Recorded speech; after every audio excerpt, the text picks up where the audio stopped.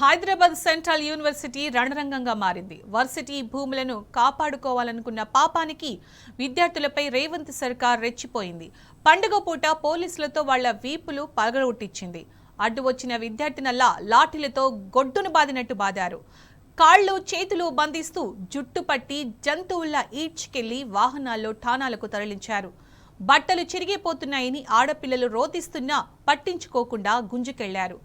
పోలీసులు లాఠీలతో విరుచుకుపడి దాదాపు 200 మంది విద్యార్థులను అరెస్టు చేయడం రాష్ట్ర వ్యాప్తంగా కలకలం రేపింది.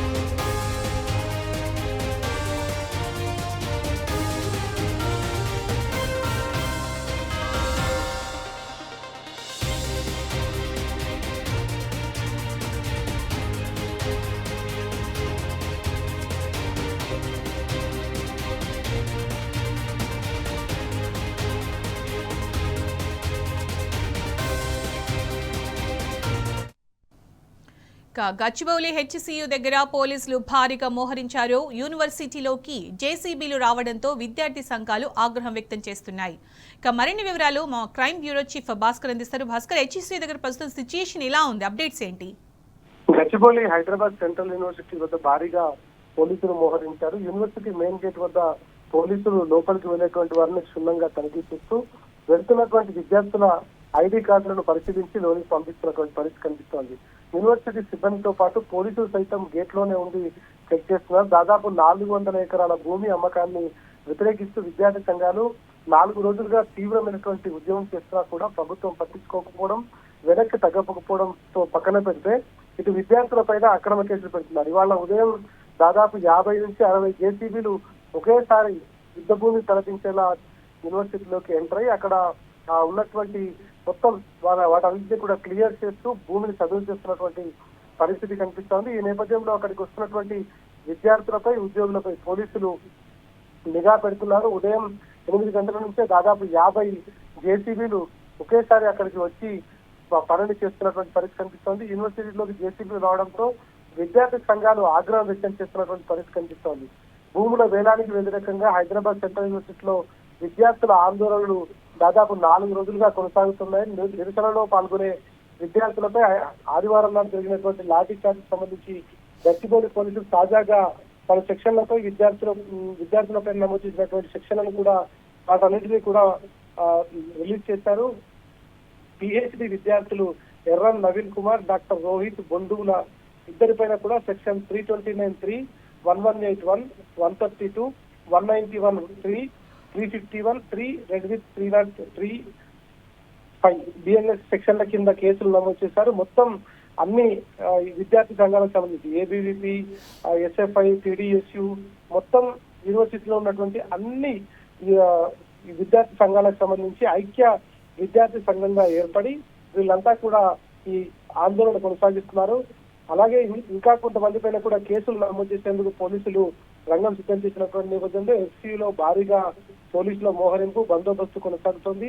మొత్తం యూనివర్సిటీ అంతా పూర్తిగా పోలీస్ మయమైనటువంటి పరిస్థితి కనిపిస్తుంది. ఒకప్పుడు తెలంగాణ ఉద్యమంలో ఉస్మానియా యూనివర్సిటీలో ఎట్లయితే పోలీసులు మోహరించారో దానికి 5 వంతులు 10 వంతులు ఎక్కువగా పోలీసుల మోహరింపు.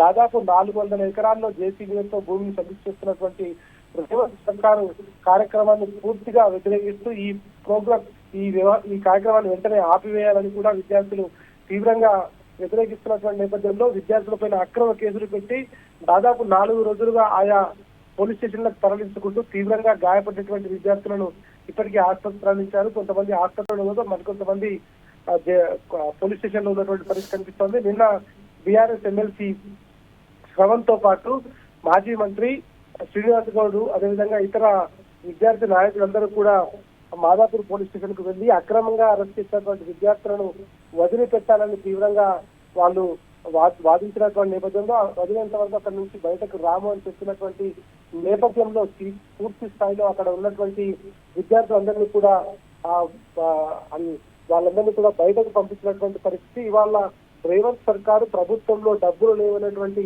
ఒక అనాలోచితమైనటువంటి నిర్ణయం తీసుకొని డబ్బుల కోసం భూములు అమ్ముతున్నటువంటి పరిస్థితి కనిపిస్తోంది. దీన్ని వెంటనే ఆపకపోతే భవిష్యత్తులో రేవంత్ రెడ్డి ఇంటిని ముట్టడిస్తాం, మంత్రుల నివాసాలను ముట్టడిస్తాం, సెక్రటరీని ముట్టడిస్తాం అనేటువంటిది విద్యార్థి సంఘాల ఐక్య కార్యాచరణ చెప్తా ఉంది. ఎన్ని చేసినా కూడా విద్యార్థులు వెనక్కి తగ్గేటువంటి ప్రసక్తి లేదని చెప్తున్నారు. అక్కడ ఉన్నటువంటి విద్యార్థుల పట్ల కూడా పోలీసులు వ్యవహరిస్తున్నటువంటి తీరు చాలా ఇబ్బందికరమైనటువంటి వ్యవహారం అయితే కొనసాగుతోంది.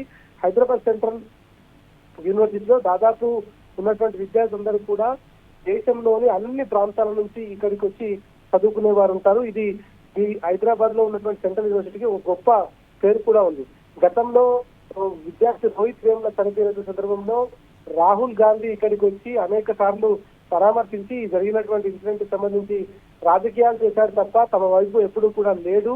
ఇవాళ రాహుల్ గాంధీ తమకు అండగా ఉంటారని చెప్పినటువంటి రాహుల్ గాంధీ మా భూముల అమ్మకానికి చేస్తున్నటువంటి ఆ పార్టీ ముఖ్యమంత్రి రేవంత్ రెడ్డికి ఎందుకు చెప్పడం లేదు, ఎందుకు రాహుల్ గాంధీ కనిపించడం లేదు, రేవంత్ రెడ్డి ఎందుకు ఈ వ్యవహారాన్ని కొనసాగిస్తున్నారు అనేటువంటి మాత్రం తీవ్రంగా వాళ్ళు తప్పుపడుతున్నటువంటి పరిస్థితి కనిపిస్తోంది. ఈ నేపథ్యంలో ఒకవేళ దీన్ని వెనక్కి తీసుకోకపోతే భవిష్యత్తులో ఖచ్చితంగా విద్యార్థుల నుంచి వచ్చేటువంటి ఉద్యమాలు ఎదుర్కోక తప్పదు.